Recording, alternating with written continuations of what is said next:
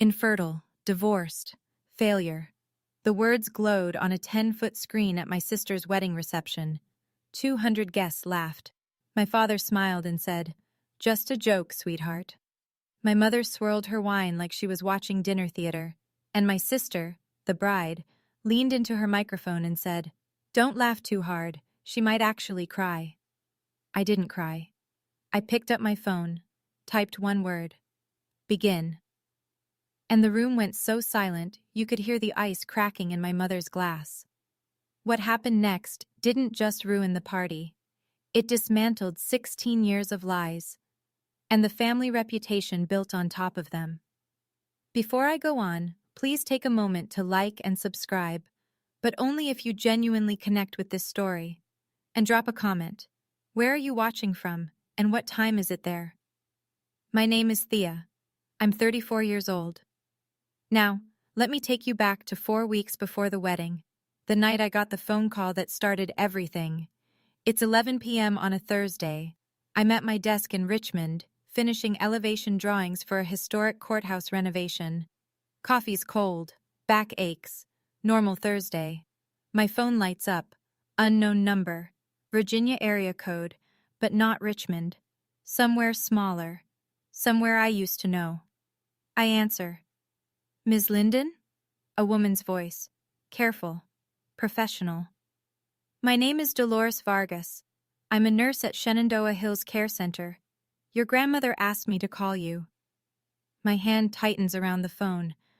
Grandma Ruth, 84 years old. The only person in my family who ever made me feel like I belonged in it. She's scheduled for hip replacement surgery in 3 weeks, Dee says. Her health is stable, but at her age, there are risks. She's been asking for you. I close my eyes. 2 years since I last saw her. I'd snuck into the facility on a Tuesday afternoon when I knew my father wouldn't be there. We sat together for 40 minutes. She held my hand and told me about her garden. Then a staff member mentioned my visit to my father's office, and Harold Linden made sure the front desk had instructions. Thea is not on the approved visitor list. "There's something else," Dee says. Her voice drops. "Your father told Ruth that you can visit, but only if you attend your sister's wedding first. It's in 3 weeks." Of course, everything with Harold comes with conditions. "And Ms. Linden? Your grandmother wanted me to tell you one more thing." A pause. "She said they're planning something, at the reception, something about you. She wanted you to be ready." I look up from my phone. On the wall across from my desk hangs a framed certificate. Virginia Emerging Architect of the Year. 5 years of silence. And the first voice I hear from that town isn't my mother's. It's a nurse's. To tell you what happened next, I need to go back further. 16 years further. I'm 18, senior year, sitting at the kitchen table in my parents' house in Millbrook, Virginia, a town where everybody knows your last name and what your father's worth. Harold Linden slides a document across the table. A land transfer form. The property is a 2-acre parcel on the edge of town. Rolling grass, a creek, 1 old oak tree. My grandmother Ruth gave it to me on my 16th birthday, signed it over legally, said, "This is yours, Thea, no matter what." "Sign it," my father says. "I need this parcel for the Oakdale project." "Grandma gave it to me, and I'm telling you to give it back." I look at my mother. Vivian Linden sits at the end of the table, flipping through a home decor magazine. She doesn't look up, doesn't say a word.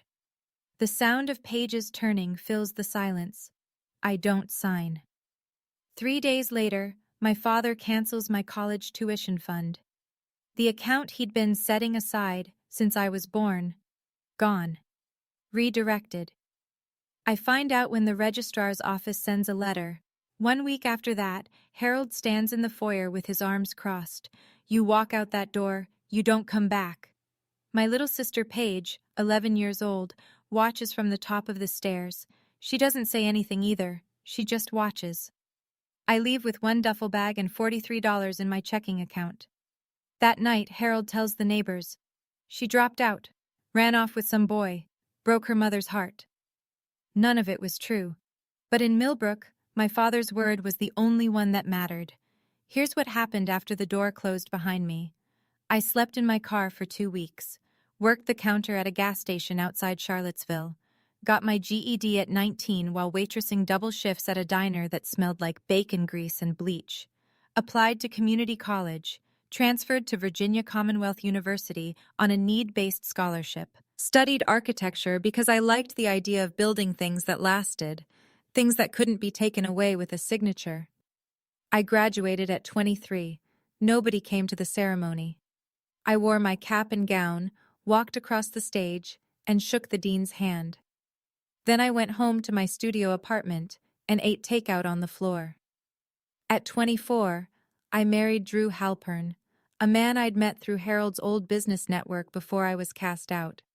He was 12 years older, charming in public, suffocating in private. He managed my bank account, screened my phone calls, and told me which friends I was allowed to keep. A smaller, quieter version of my father. I got out at 27. At 28, a doctor told me I couldn't have children. A medical fact. I processed it alone, in a clinic waiting room with fluorescent lights and a 2-year-old magazine. Somehow, Paige found out. Drew had stayed in touch with my family after the divorce.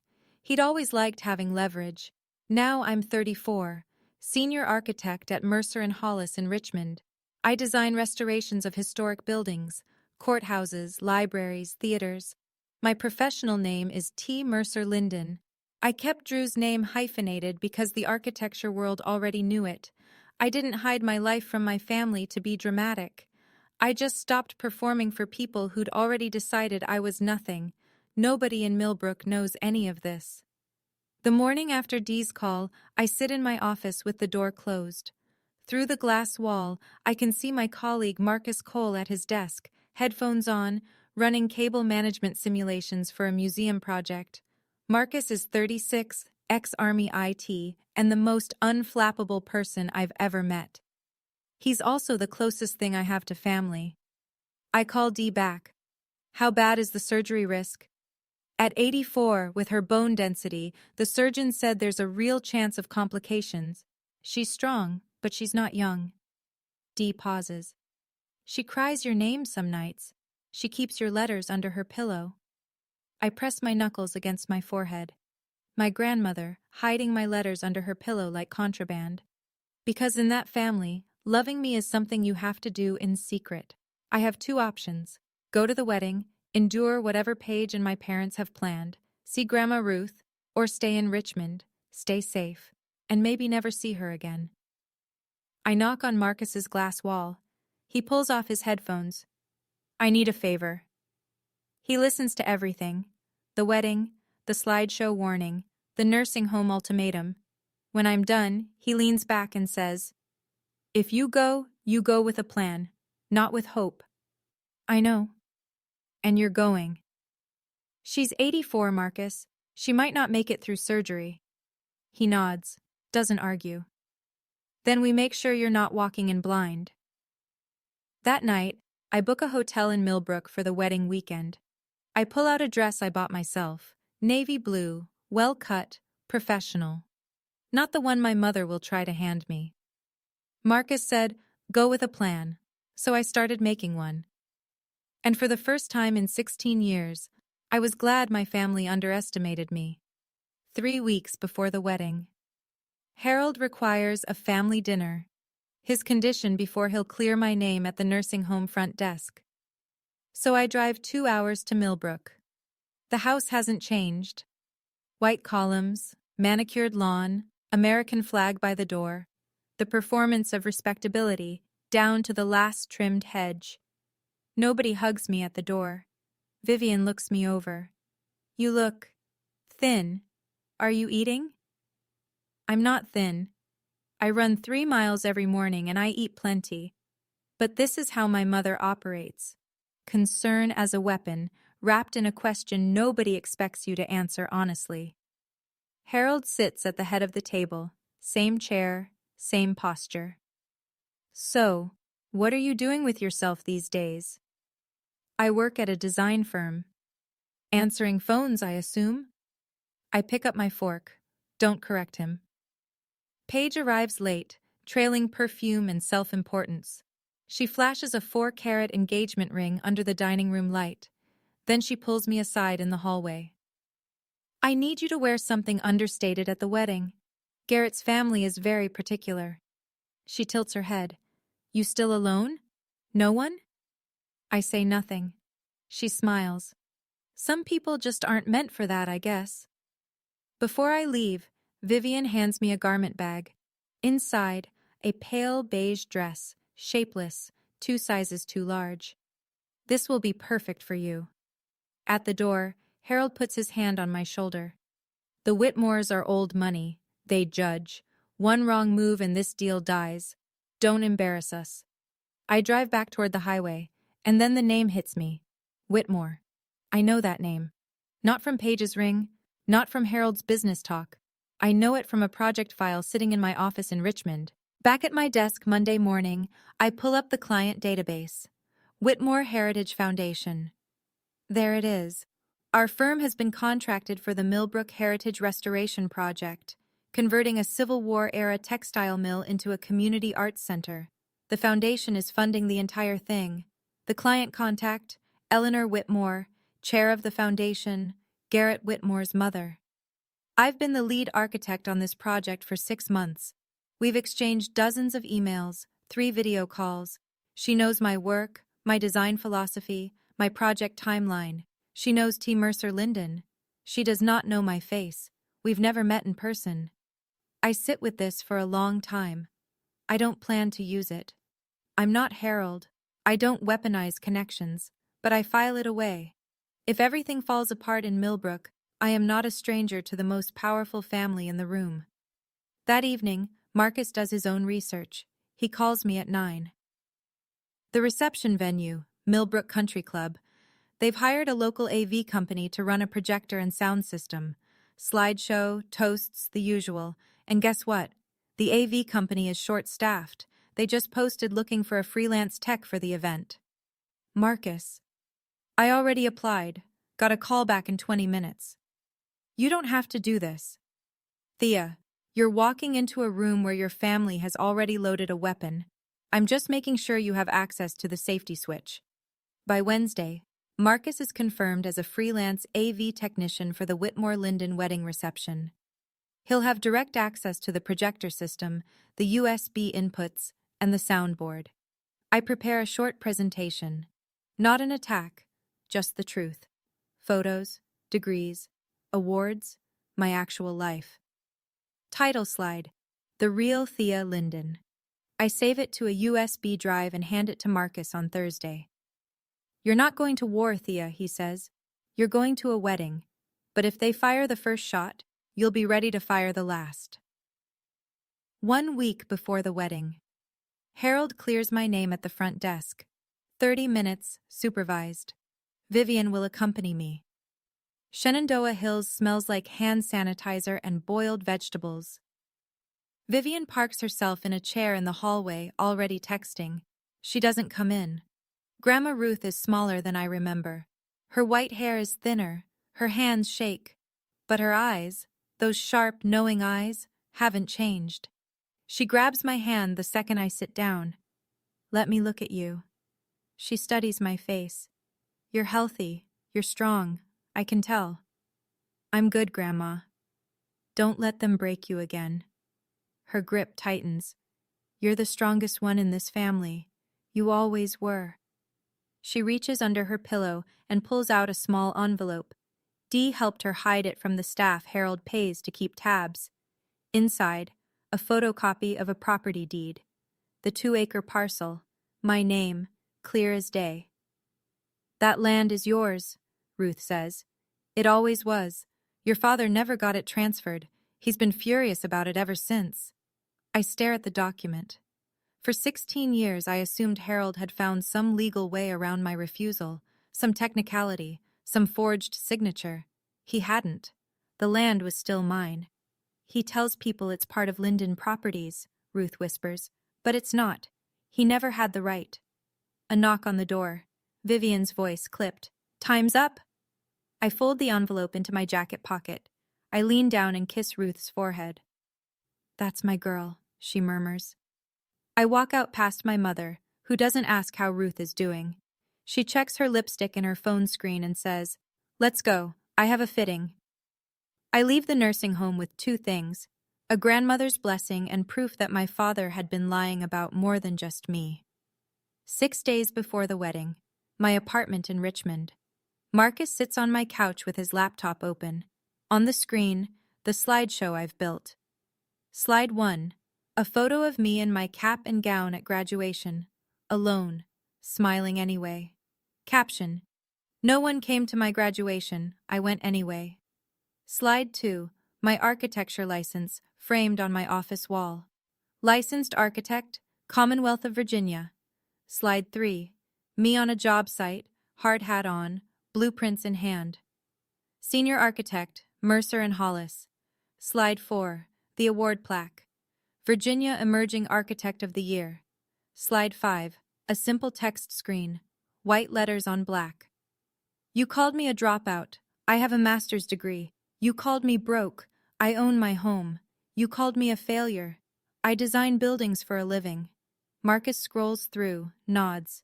Clean, factual, no insults, just the record. That's the point. I don't want to attack them.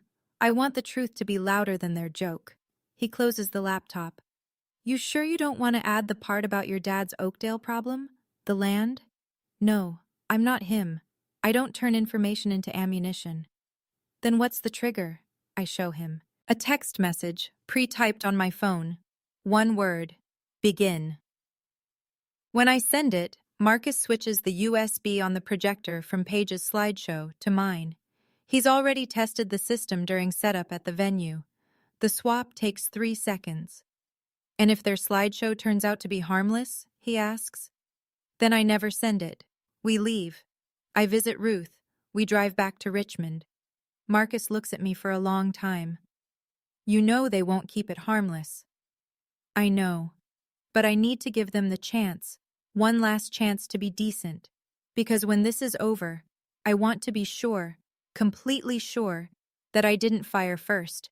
5 days before the wedding. Harold calls. He doesn't say hello. He says, "Rules. You sit at table 14, back corner. You don't speak to the Whitmores unless spoken to. You don't mention your divorce, your condition, or anything about your personal life. If anyone asks what you do, you say you work reception at a small firm. Clear? And after the wedding, I can see Grandma Ruth?" "We'll see. Depends on your behavior." The line goes dead. That evening, my phone buzzes. Paige has added me to a group chat. Vivian, Harold, Paige, and now me. The first message is a preview of the slideshow. I watch the images load. The Linden family. And then there's Thea. Old photos of me, stretched and filtered to look unflattering. Cartoon stickers slapped across them. And then the labels, one per slide, bold and centered. High school dropout, divorced, broke, alone, infertile. Paige types beneath the preview. "OMG, this is going to be hilarious. Don't worry, Thea, it's all in good fun." Vivian responds, "Keep it tasteful, Paige." She doesn't say take it down. She doesn't say this is wrong. She says keep it tasteful. As if there's a tasteful way to broadcast your daughter's medical history to 200 strangers. Harold doesn't respond at all. I screenshot every message, send them to Marcus without comment. Then I open my laptop. My own presentation is still up. 5 clean, factual slides. I add one more, a 6th. A quote, white text on black. "The measure of a family is not how they celebrate their best. It's how they treat their most vulnerable." I stare at the word infertile on my phone screen for a long time. Then I close the group chat. I don't respond. There's nothing left to say to people who think your body is a punchline. The wedding day arrives under a clear October sky. Millbrook Community Church, white clapboard, steeple catching the morning sun. The parking lot is full of BMWs and Land Rovers. This is the social event of the season. I wear my navy dress. Not the beige sack my mother picked out. I'd left it hanging in the hotel closet without a second thought. Inside the church, 200 guests fill the pews. Millbrook's business community, country club members, town council acquaintances, and in the front row, the Whitmores. Eleanor in a deep green jacket, silver hair pinned back, posture like a former dancer. Her husband, Richard, beside her.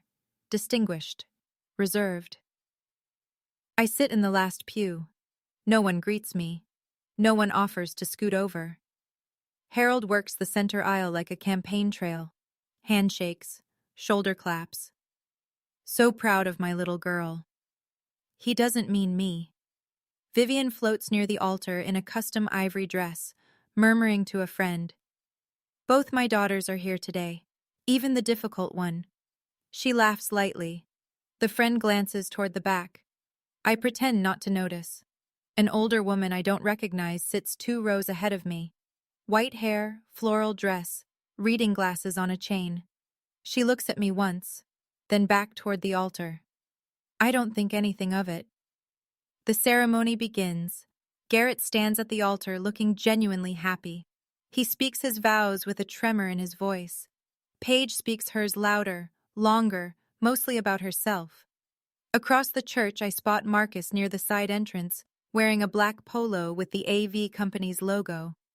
He adjusts a microphone cable on the altar. Our eyes meet for half a second. He gives the smallest nod. My father shakes hands like a politician. My mother smiles like a hostess. And I sit in the last row like a ghost they'd invited on purpose. The reception is at Millbrook Country Club. Crystal chandeliers, round tables draped in white linen, a 10 by 6 foot projection screen behind the head table, the smell of gardenias and money. Table 14 is where I'm seated, back corner, next to the kitchen door. Every time a server pushes through, a blast of clattering dishes and shouted orders hits my back. My table mates are distant cousins who've clearly been told nothing about me, and an elderly couple who spend the entire appetizer course discussing their recent cruise. A woman across the table leans in. "And what do you do, dear?" "I'm an architect." "Oh, how nice." She turns to the man beside her and starts talking about kitchen renovations. On stage, Paige takes the microphone for the first toast. She thanks her parents. She thanks the Whitmores. She thanks her college friends, her wedding planner, her florist. Then she looks toward the back of the room, toward me. "And my sister Thea, who managed to show up today." A pause. "That's something, right?" Scattered laughter. The polite kind. The kind where people aren't sure if they're supposed to laugh, so they do anyway. Harold clinks glasses at the head table with Richard Whitmore. They're leaning close, talking numbers. Eleanor sits beside them, polite but measured. She hasn't committed to anything yet. I can tell by the way she holds her wine glass, close, untouched, like a prop. My mother appears at my elbow. Her perfume arrives before she does. "Don't drink too much," she whispers. "Don't talk about yourself, and for God's sake, smile." I smile. Not because she told me to, because in 20 minutes, the slideshow is scheduled to play, and I know exactly what's on it. Right now, I'm sitting at table 14 with a plate of food I can't eat and a family that wishes I'd stayed invisible. But I want to ask you something specific. Have you ever been seated at the back, literally or figuratively, by people who were supposed to love you? Not the kind of exclusion you question, the kind you're told is normal. Tell me in the comments. Because what happens next at this reception, with that screen and those 200 guests, is the reason I'm telling you this story today. Stay with me. The lights dim. Paige's maid of honor takes the microphone with a grin that tells me she's been rehearsing this all week. "And now, a special presentation from the Linden family." The screen flickers to life. Soft piano music plays through the speakers. Baby photos of Paige, gap-toothed smile, ballet recitals, prom. Paige and Harold fishing on a lake. Paige blowing out birthday candles. The Lindens on vacation. Vivian in a sun hat. Harold with his arm around Paige, the ocean behind them. I'm not in a single photo. The room coos. "Ah!" Eleanor Whitmore smiles politely. Richard pats his son's shoulder. Then come the couple photos.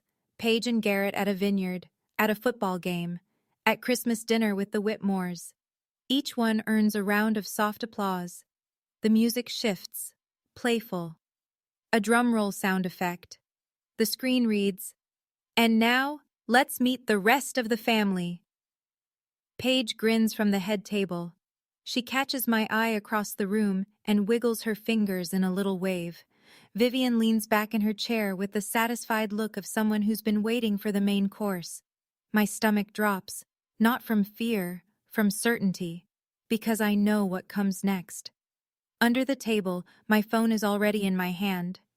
The message to Marcus is typed and ready. One word: begin. My thumb hovers over the send button. I make myself a promise.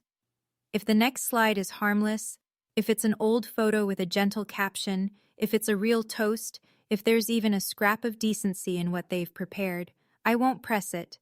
I'll take the joke. I'll go home. I'll let them have their night. I give them one last chance to be decent. The screen changes. My face fills the frame.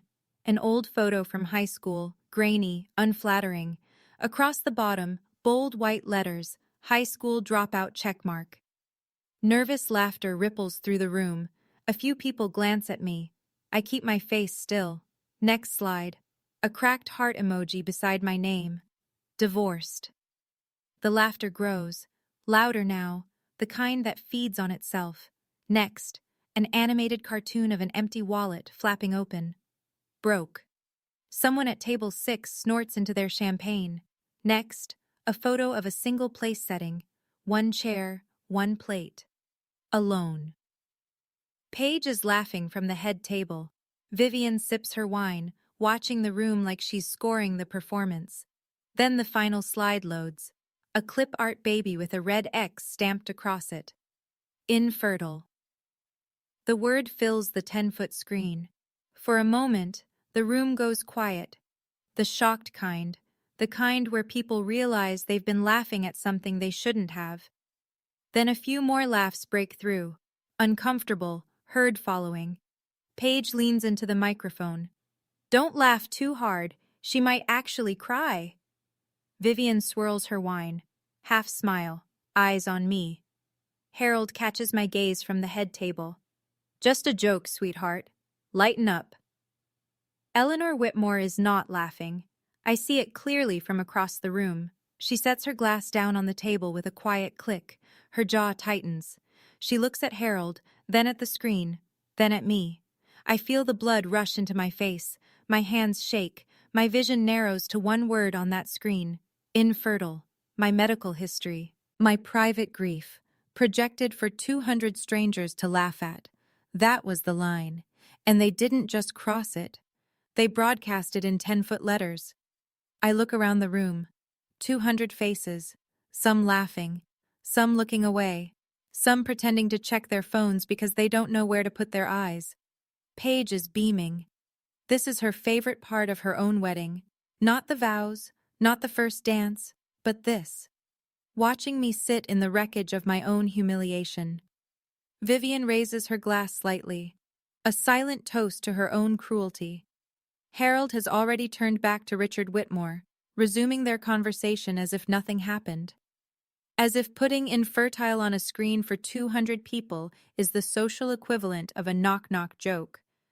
I look down at my phone. The message is still there. One word. Begin. I think about Ruth, about her hands shaking when she gave me that envelope, about the way she said, "Don't let them break you again." I'm not breaking. My thumb presses send. 3 seconds pass. The slideshow freezes. The screen goes black. Paige frowns. Tech issues?" She waves toward the back of the room. "Can someone fix that?" Behind the AV booth, Marcus pulls Paige's USB from the projector and inserts mine. His hands are steady. He's done harder things under worse pressure. The screen lights up again. White text on a dark background. Clean. Simple. The real Thea Linden. The room goes silent. Not the polite kind. the kind where every head turns and every conversation stops at once. Harold stands up. What is this? Turn it off. He looks toward the AV booth. Marcus doesn't move. The system remote has been locked. The only way to kill it is to pull the power cable in the utility closet, and Marcus locked that door 20 minutes ago. For the first time in 16 years, my father can't silence me. The first slide fills the screen. A photo of me at graduation, cap and gown, standing alone in front of the university seal, diploma in hand. The caption reads, "No one came to my graduation. I went anyway." Murmurs. A woman at table 3 puts her hand over her mouth. Next slide. My architecture license, framed and mounted. Licensed architect, Commonwealth of Virginia. The murmurs get louder. Next. Me on a construction site, hard hat, steel-toed boots, blueprints rolled under my arm. Behind me, the skeleton of a renovated courthouse. Senior architect, Mercer and Hollis. A man near the front turns in his chair to look at me, then another, then a whole table. Next slide. A framed plaque. Virginia Emerging Architect of the Year. Eleanor Whitmore's hand freezes halfway to her glass. The final content slide appears, white text on black. You called me a dropout. I have a master's degree. You called me broke. I own my home. You called me a failure. I design buildings for a living. I stand up from table 14. I don't walk to the stage. I don't grab a microphone. I just stand where I am, in the back corner, next to the kitchen door, and look toward the front of the room. Harold's face is a shade I've never seen, somewhere between fury and fear. This is ridiculous. She probably faked all of this. Paige's smile is gone. Turn it off. This is my wedding. Vivian sits frozen, her wine glass suspended in midair, her face drained of color. The last slide appears. The quote I added 5 days ago. The measure of a family is not how they celebrate their best, it's how they treat their most vulnerable. I don't say a word. I don't need to. The screen is doing all the talking. Harold moves fast. He steps out from behind the head table, both hands raised, smile locked in place. The same smile he uses at town council meetings and Rotary dinners. Folks, I apologize for the interruption. My older daughter has always had a flair for drama. He chuckles. It lands flat. This is clearly a misunderstanding. He walks toward me. The crowd parts slightly, the way people do when they sense a collision coming. His shoes click on the hardwood. When he reaches table 14, he lowers his voice, but not enough. The tables nearby can hear every word. Sit down, right now, or you will never see your grandmother again. I look at him.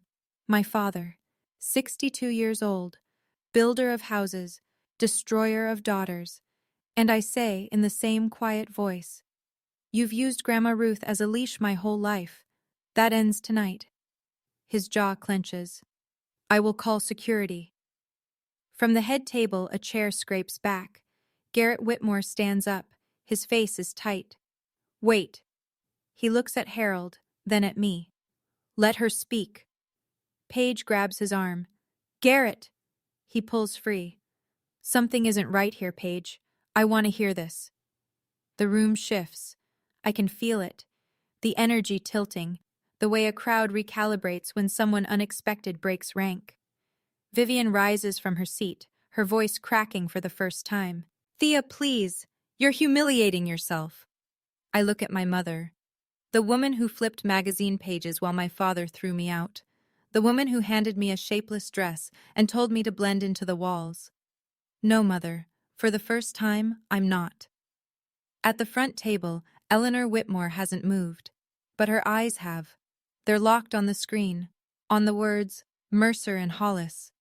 And something in her expression changes. I step away from table 14. I don't rush. I don't raise my voice.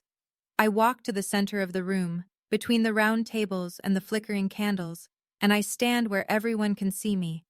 200 faces, champagne going flat. The piano music has stopped. I didn't drop out. My voice is steady, conversational. like I'm explaining a project timeline at a Monday meeting. My father pulled my college tuition when I was 17 because I wouldn't sign over land my grandmother gave me. Harold opens his mouth. I keep going. I didn't choose to be alone. I was told to leave and never come back. I was 18 years old with $43 in a duffel bag. Vivian's hand trembles on her wine glass. My divorce?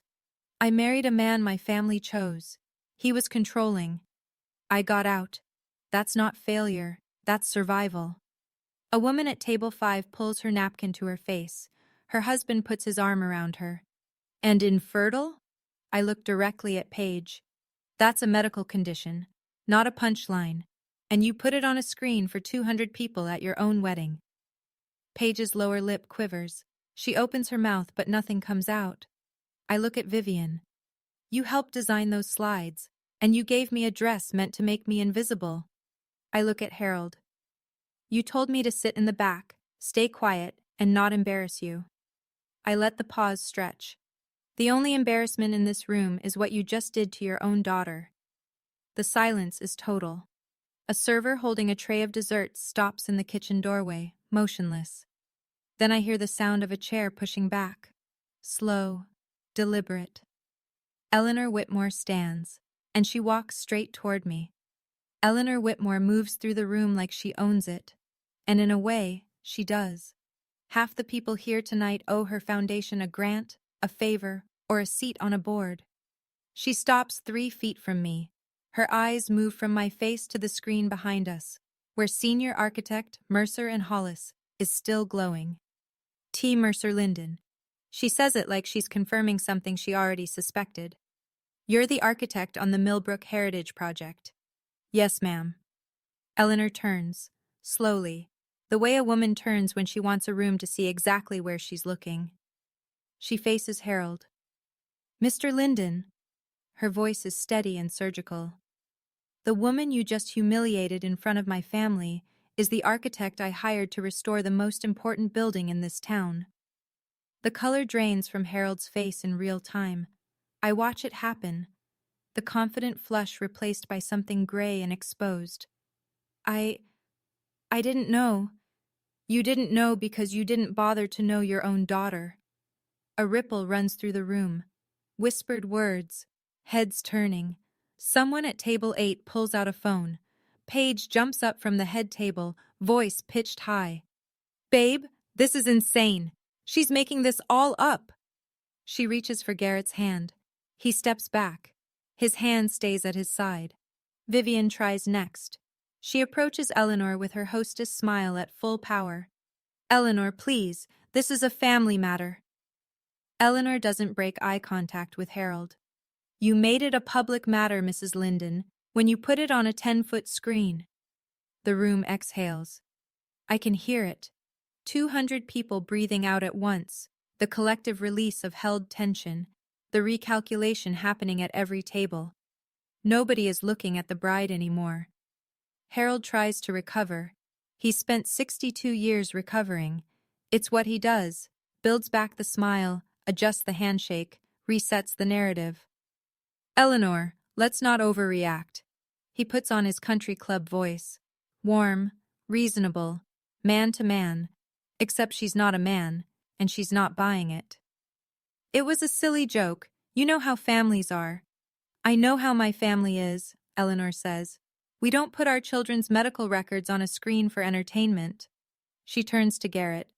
Son, I think we need to have a conversation, privately, tonight. Garrett nods. He's been watching Paige since the reveal. His expression isn't anger. It's something worse. It's reevaluation. He looks at his bride and says, You told me Thea was unstable. You said she had issues, that she was jealous of you. Paige's voice cracks. She is jealous. She's a licensed architect with awards, Paige, and you put infertile on a screen at our wedding. Harold steps toward Eleanor, dropping his voice to a register that probably works in boardrooms. Let's talk about the Oakdale partnership. This has nothing to do with... Eleanor raises her hand. One gesture. That's all it takes. The Oakdale partnership? She repeats it as if tasting something spoiled. Harold, after what I just witnessed, there is no Oakdale partnership.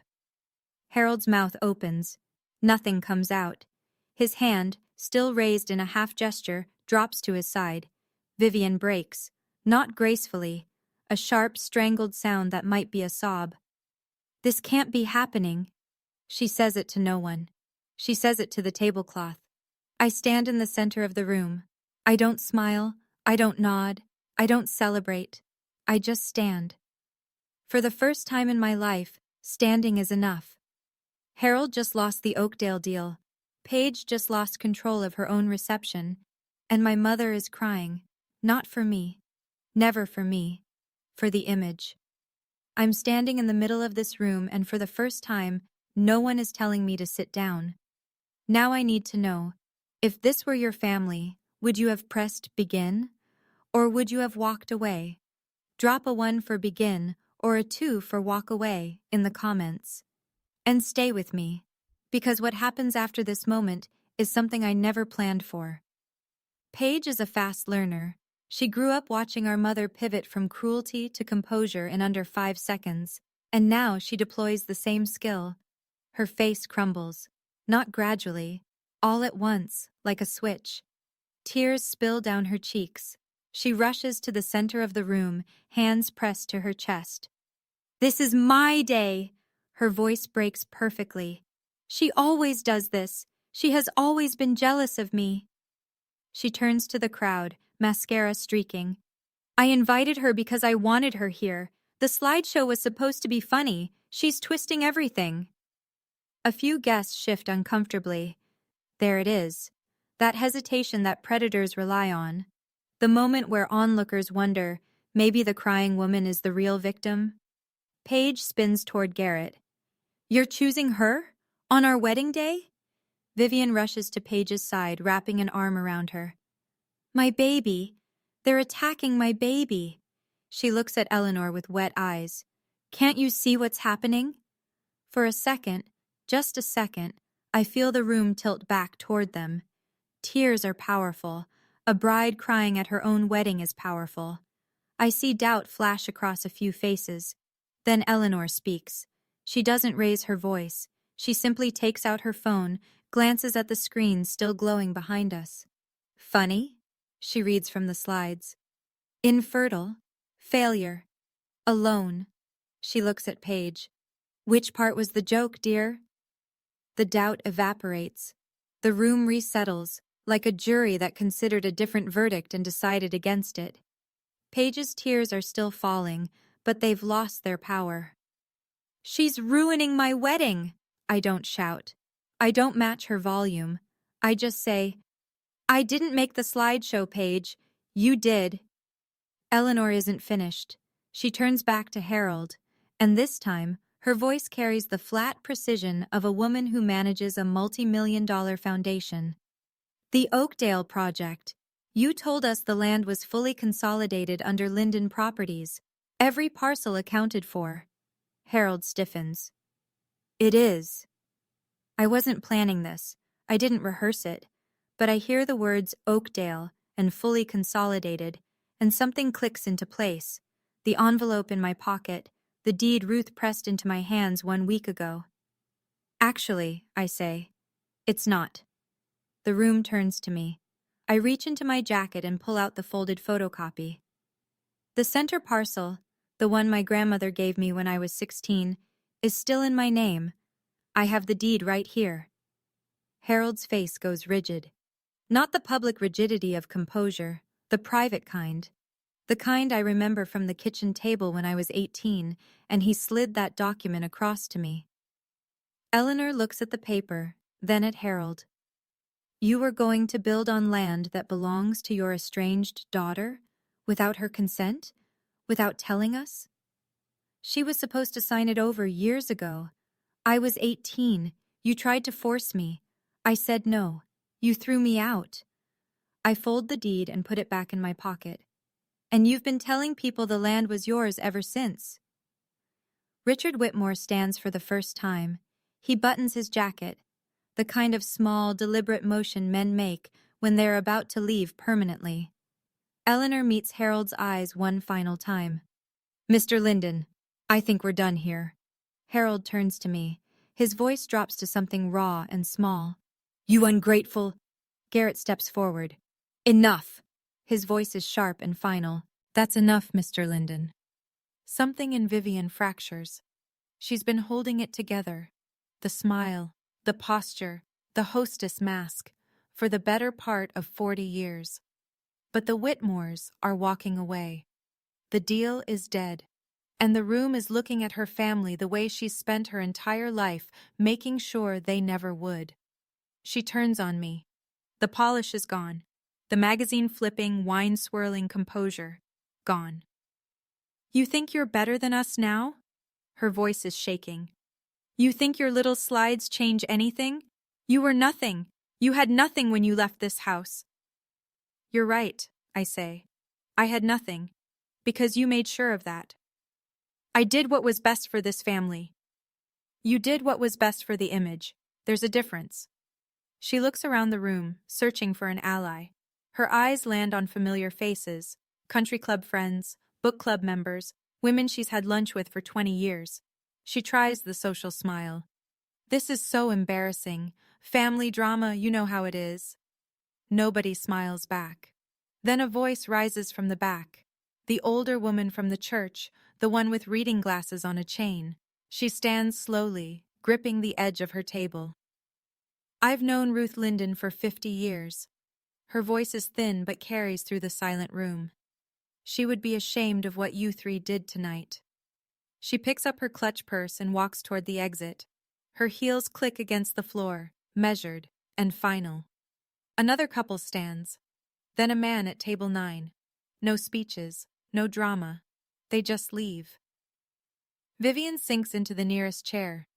Her hand finds her wine glass, but she doesn't lift it. For the first time, she looks exactly her age. Maybe older. The room is emptying, and no one is pretending this was a joke anymore. The room is thinner now.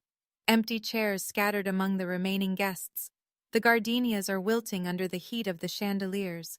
Paige sits alone at the head table. Garrett stands with his mother near the side door. Harold hasn't moved from the center of the room, hands at his sides, staring at the floor.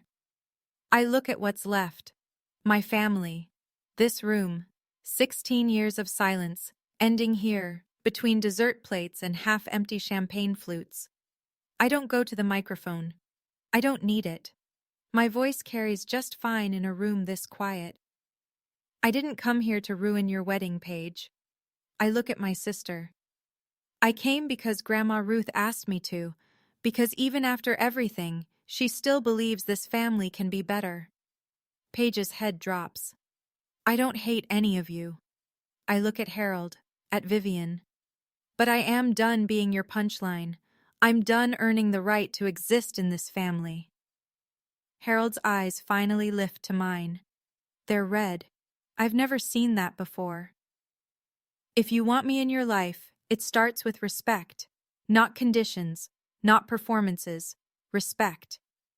I pick up my clutch from table 14.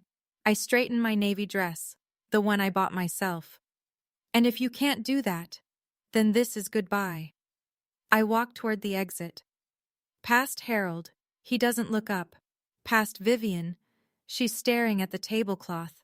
Past Paige, she turns her face away. At the door, a voice stops me. Ms. Linden? I turn. Eleanor Whitmore is standing near the coat check.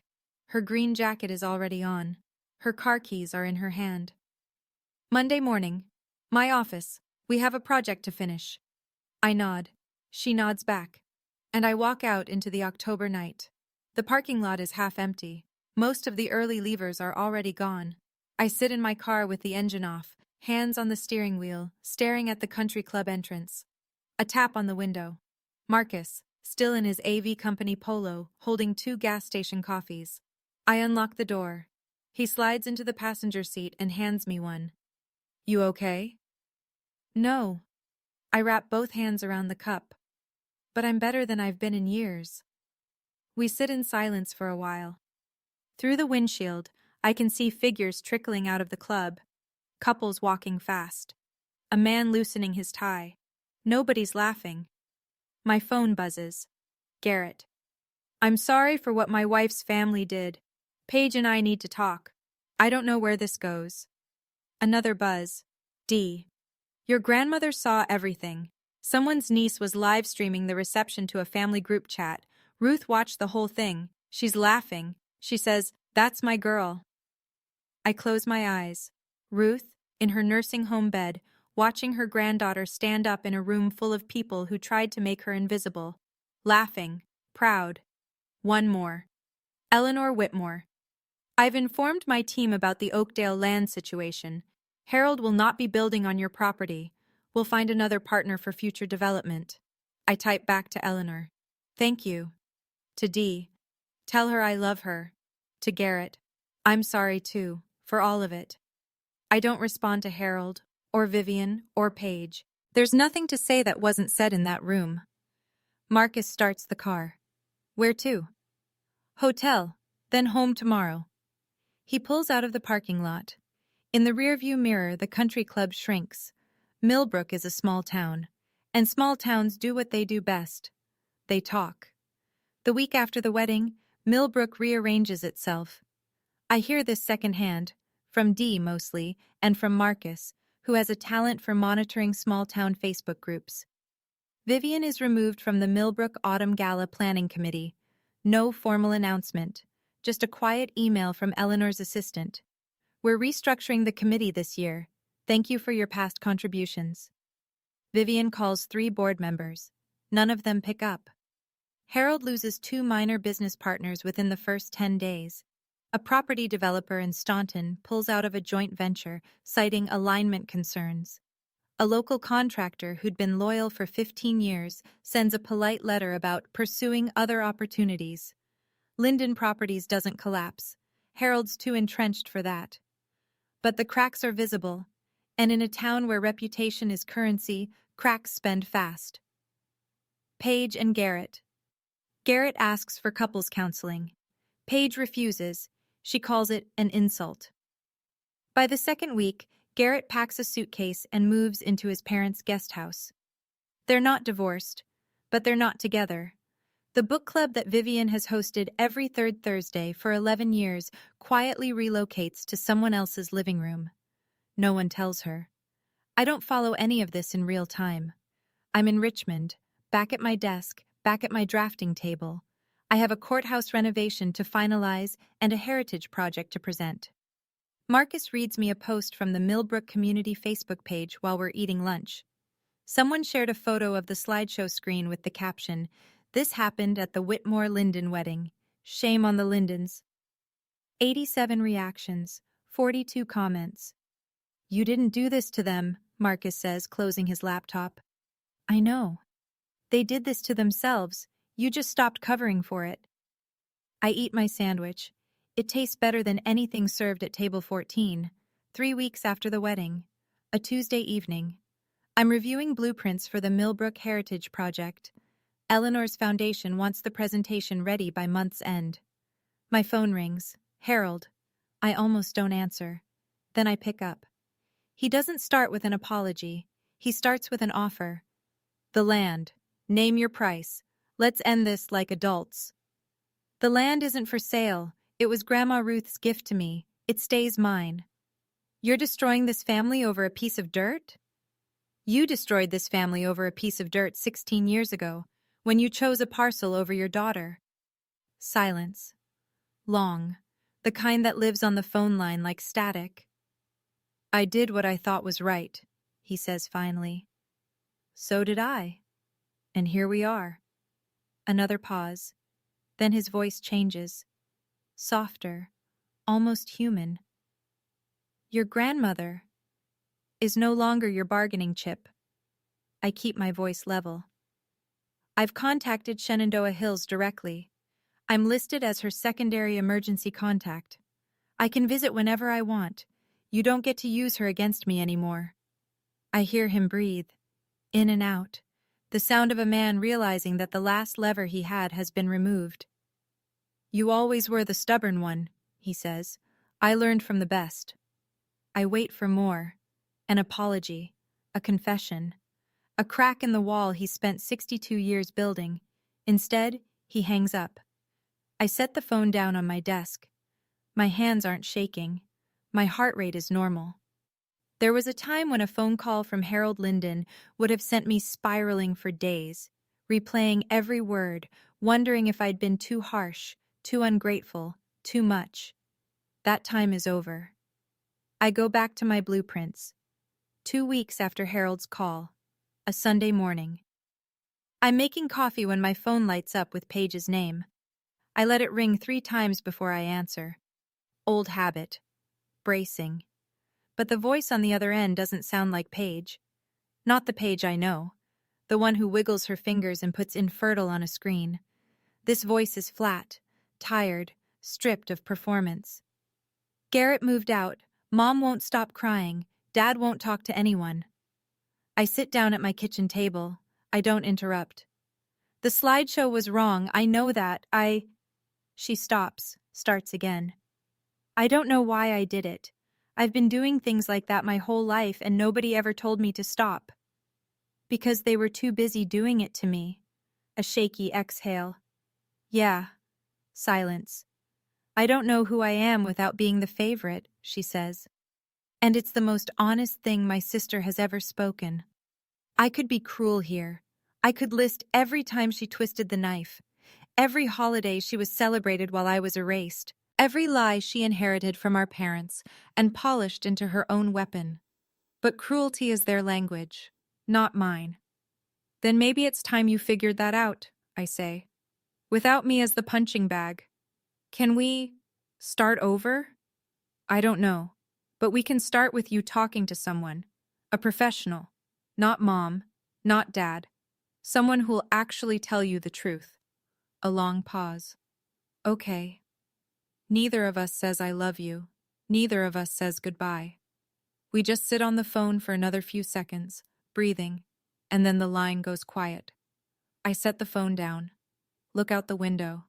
The morning light is pale gold on the trees outside my apartment. No tears, just tired, but lighter than before. The following Saturday, I drive to Shenandoah Hills. No phone call to Harold, no 30-minute limit, no Vivian in the hallway checking her lipstick. I just go. Dee meets me at the front desk with a smile that says she's been waiting for this visit. She's in the sunroom today, strong morning. She watched your slideshow video again at breakfast. Again? 5th time. She made me replay the part where Eleanor said, "You didn't bother to know your own daughter." She clapped. The sunroom is warm and bright. Potted ferns line the windowsills. Grandma Ruth sits in a wheelchair by the glass, a crocheted blanket across her lap, her white hair catching the sun. She sees me and her whole face opens up. Not a polite smile, not a hostess smile. The real thing, the kind that starts in the eyes and fills every line and crease. She grabs my hand the second I sit down. "You stood up," she says. "In that room full of people, you stood up." "You taught me how, Grandma." She squeezes my fingers. "Now, tell me about your buildings. Tell me about your life. We have time." So I tell her, all of it. The GED, the diner shifts, college, the first project I designed, a small library in a town nobody's heard of, the courthouses, the awards, the apartment with the drafting table by the window. She listens to every word, asks questions, laughs at the parts where I slept in my car and ate cereal for dinner 3 nights a week. Nobody knocks on the door. Nobody says time's up. Outside the window, an oak tree spreads its branches across the lawn, old, knotted, rooted deep, like the one on the land Ruth gave me when I turned 16. Some things can't be signed away. 3 months later. I'm at my desk in Richmond, Monday morning, coffee in hand. On the wall, a new framed print of the Millbrook Heritage Project rendering, the textile mill as it will look after restoration. Red brick, arched windows, a courtyard open to the sky. Eleanor's foundation approved the final design last week. Next month, I present it to the Millbrook Town Council.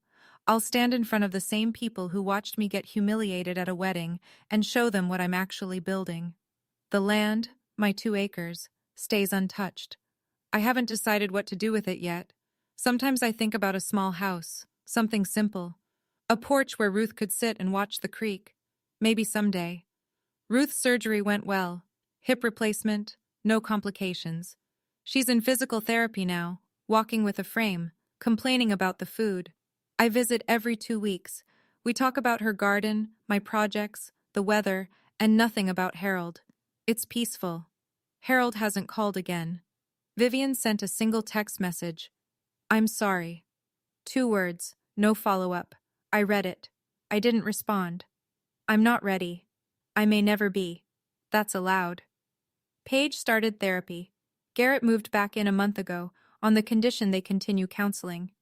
Dee told me Paige visited Ruth at the nursing home last week, first time in over a year. She brought flowers. Ruth said Paige looked different, quieter. I don't know what that means yet, but it's something. Marcus and I are working on a new project together, a historic schoolhouse in the Shenandoah Valley. Small budget, big heart, the kind of work that reminds me why I chose this career. I eat breakfast alone most mornings. Coffee, toast, the news. But alone isn't the same as lonely. I learned the difference when I stopped sitting at table 14. This morning I stand in front of my bedroom mirror. Navy blazer, white blouse, hair pulled back. On my dresser, the invitation to the Millbrook Town Council presentation. My name printed in clean black type. Thea Linden, AIA, Senior Architect. Not T. Mercer Linden. Not Drew's name. Not a hyphenation for professional convenience. Just mine. I pick up the invitation and run my thumb across the letters. 6 months ago, I sat in the last row of a church and watched my father shake hands like he owned the world. 4 months ago, I stood in a banquet hall while my body was turned into a joke for 200 people. Today, I'm driving back to Millbrook, but I'm not going to the old house. I'm not going to beg for a seat at anyone's table. I'm going to the textile mill, the one I'm rebuilding from the foundation up. Brick by brick, beam by beam, the way I rebuilt everything else. They called me infertile, divorced, failure, dropout, broke, alone. I am some of those things, and none of them define me. You don't need your family's permission to have a life worth living. You just need to stop asking for it. I take my keys. I walk out the door. The October sun is sharp and clean, the way it gets in Virginia when the leaves are turning and the air smells like wood smoke in cold mornings. I drive west, toward Millbrook, toward the building I'm restoring for a town that doesn't know my whole story yet, but will. The road stretches ahead, the mountains rise blue in the distance, and I'm not going home. I'm going to work. That's my story. And if you've made it to the end, I think some part of it belongs to you too. So here's what I want to ask. Don't just tell me how you felt. Tell me what you're going to do differently after hearing this. Set one boundary this week. Just one. If you chose begin earlier, hit subscribe. I'll be sharing another story soon that will make you rethink everything you thought you knew about family loyalty. Check the description for more stories like this one. Thank you for being here. It means more than you know.